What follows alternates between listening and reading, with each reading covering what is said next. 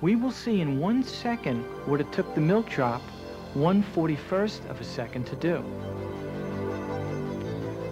Time-lapse photography can range from 1 frame every few seconds to 1 frame every few hours. What do manipulatives and filmmaking have in common? Just wait and see. Manipulatives are objects that can help people understand mathematical situations or concepts. Sometimes manipulatives are designed for a specific purpose, like these base 10 blocks.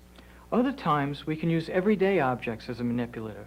For example, scale models like this theater set are good tools for thinking about ratio and proportion. Now, this is a strip of 35mm motion picture film. You might recognize it as the same kind of film you use in your camera to take snapshots, but it's also the film used to make movies and TV commercials. Now we're going to look at 35mm film close up. Notice the frame lines, and that each frame is an individual picture. When we see a movie in a theater, film runs through the projector at a rate of 24 frames per second. That means that 24 of these pictures pass through the projector each second, creating the action we see on the screen. Theater projectors run at a rate of 24 frames per second. That never changes. But cameras can run at different speeds, slower than normal, normal, and faster than normal, allowing the filmmaker different ways of showing things.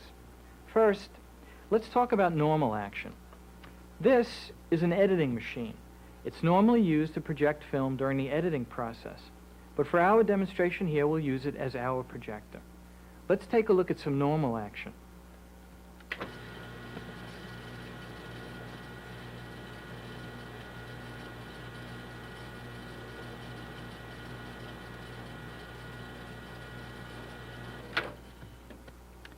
To get normal action on projection, the filmmaker sets the camera to expose the film at a rate of 24 frames per second, the same rate as the projector. When camera and projector run at the same rate, what we see appears to move at normal speed.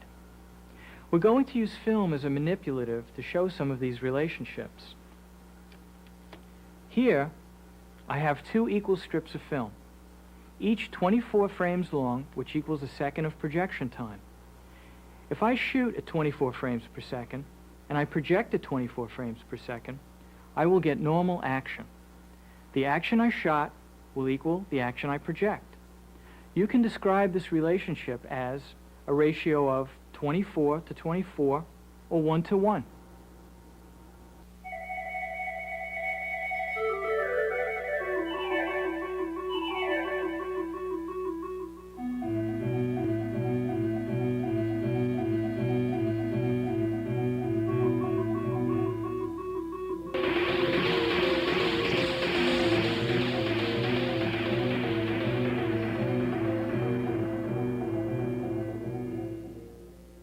Now, you've just seen what we call a montage, a series of clips edited together that relate to a common theme. In this case, the theme is slower than normal action. If I asked you how to slow down the action, what would you say? Have the film go through the projector slower? Now, you might think that to change the speed of the action, we could change the speed of the film through the projector. But we can't, because remember, the projector always runs at 24 frames per second and cannot vary. So that solution won't work. What is there left to change? We can change the speed at which the film moves through the camera as the original action is being shot. In fact, that's exactly what we do. Let's look at some examples. Here is normal action on film of a gymnast performing his routine on a pommel horse. Here is the routine with the camera shooting at a rate of 144 frames a second.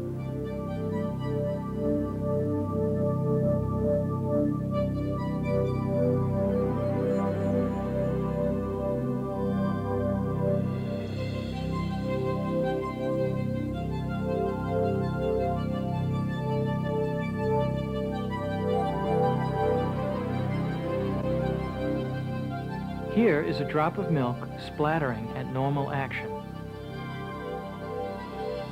This drop of milk was shot at a rate of 984 frames a second.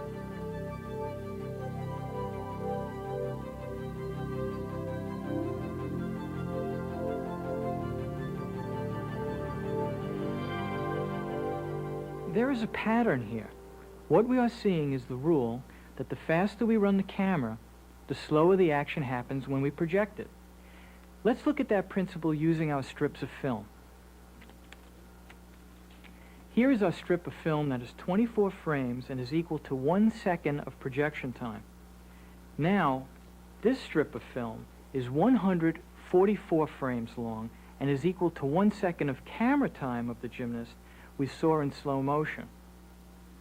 If we make a chart, we can see that 144 frames is equal to 6 24-frame segments, or 1 second of camera time equals 6 seconds of projector time. That is a projector to camera ratio of 24 to 144, or 1 to 6. That means that when we project the camera footage of the gymnast, we will see in 1 second what it took the gymnast 1/6 of a second to do. That's the same as saying in 6 seconds we will see what the gymnast really does in 1 second. What about the milk drop?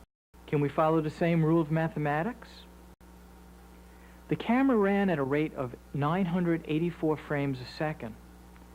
On our chart, we can see that 984 frames is equal to 41 24-frame segments, or 1 second of camera time equals 41 seconds of projector time. That is a ratio of 24 to 984, or 1 to 41. So when we project the camera footage of the milk drop, we will see in 1 second what it took the milk drop 1/41st of a second to do. So the faster we run the camera, the slower the action will appear upon projection. That's slow motion. Now how about high-speed action? Since the faster camera rate means slower action on projection, you might think the opposite is also true, and you would be right. A slower camera means faster action on the screen. Here is a film with a montage of high-speed action.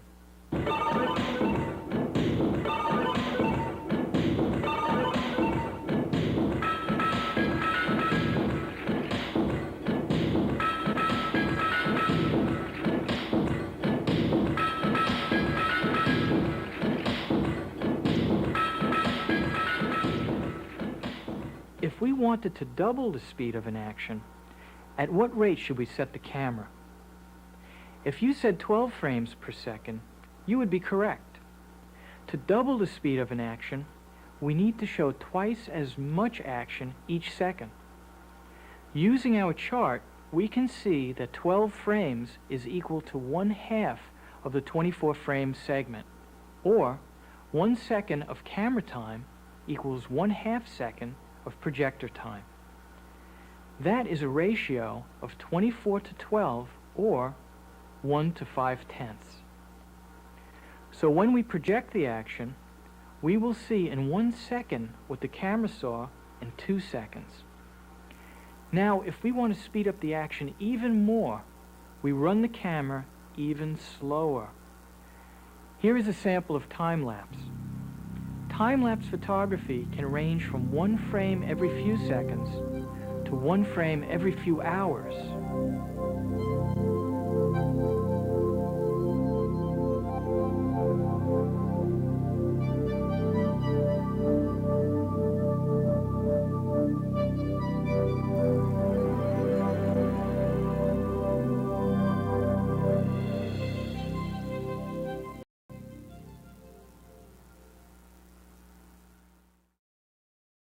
Oh, now, we're not going to see this hit the floor in slow motion. But if we wanted to, you know how to do it. And the film we used here as a manipulative helped you understand this concept. Now you know how to do some special effects. All you have to do is remember your ratios.